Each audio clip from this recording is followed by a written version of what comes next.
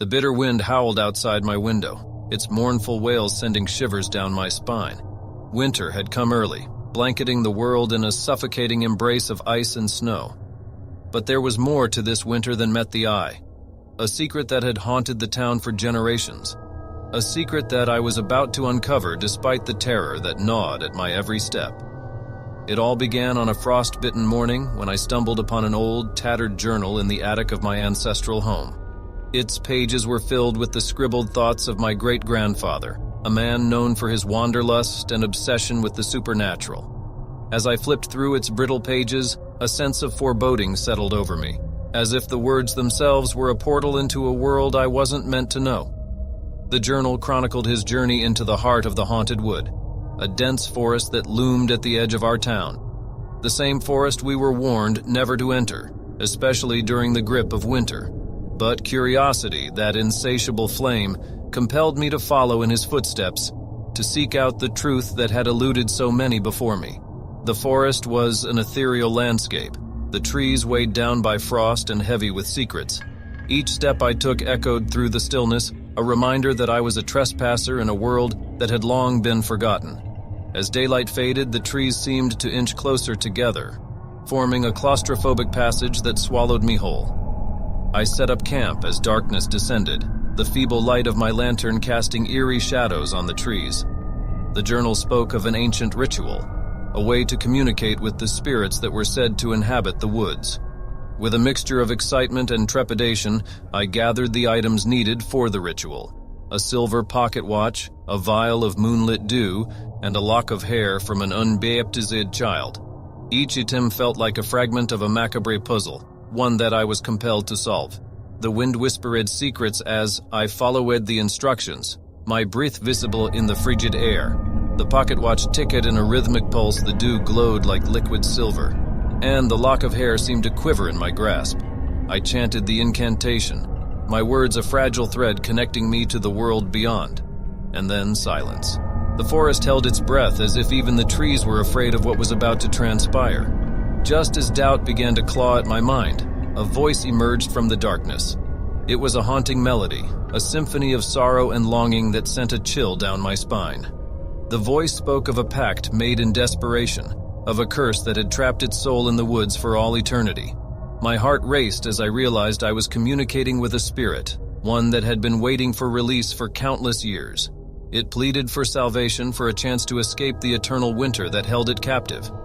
But salvation came with a price. A life for a life. A sacrifice that would bind me to the haunted wood, ensuring that the cycle of torment continued. Fear clawed at my throat as I grappled with the impossible choice laid before me. The voice grew more insistent, its words a symphony of desperation that threatened to consume me. I knew what had to be done, and with trembling hands I agreed to the pact. The air grew colder, the shadows deeper, and the forest seemed to close in around me. As I made my way back to the town, a gnawing dread settled in the pit of my stomach. The pact had been sealed, and I could feel the icy fingers of the haunted wood wrapping around my soul. The townsfolk, oblivious to the darkness that now resided within me, welcomed me back with open arms. But their smiles held a hint of unease, as if they could sense the change that had taken place. Days turned into weeks, and the weight of the curse grew heavier with each passing moment. The once vibrant town was now a desolate wasteland, trapped in the eternal grip of winter. The laughter of children had been replaced with the haunting whispers of the spirits, their voices carrying on the wind like a mournful dirge. I had become a vessel for their torment, a conduit through which their suffering flowed. Sleep became a distant memory as nightmares and visions tormented me in both waking and slumber. The line between reality and delusion blurred, and I could no longer distinguish friend from foe. The town's inhabitants had become twisted versions of themselves, their faces contorted by anguish and fear. In the depths of my despair, I returned to the haunted wood, hoping to find answers or perhaps a way to break the curse that bound me. The forest had transformed, its trees now gnarled and twisted, their branches reaching out like skeletal fingers. The spirit's whispers grew louder, a cacophony of anguish that threatened to drive me to madness. It was there, in the heart of that cursed wood, that I finally understood the truth. The curse was a reflection of the darkness within us all, a manifestation of our deepest fears and regrets. The spirits were not external entities, but fragments of our own souls, trapped by the choices we had made. With this realization, a sense of determination ignited within me.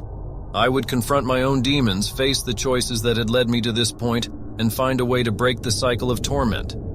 The journey was harrowing, each step an agonizing confrontation with the past. But slowly, as I acknowledged my mistakes and forgave myself, the grip of the curse began to loosen. As dawn broke over the haunted wood, its icy tendrils retreated, and the forest seemed to exhale in relief. The spirit's whispers faded, replaced by the gentle rustle of leaves. The curse had been broken, not through sacrifice, but through self-discovery and redemption. I returned to the town, which was beginning to thaw from the grip of winter. The townsfolk, their faces no longer contorted by fear, greeted me with genuine smiles.